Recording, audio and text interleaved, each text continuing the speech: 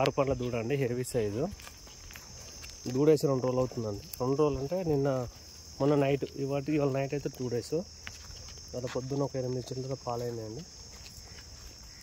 Heavy size, 6 పండ్లు ఉంది. Colour కూడా మన రెగ్యులర్ కలర్, మన వాతావరణం సెట్ అయ్యేది.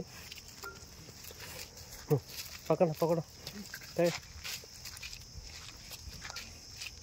చూడండి, కింద ఒకటి కూడా బాగుంది.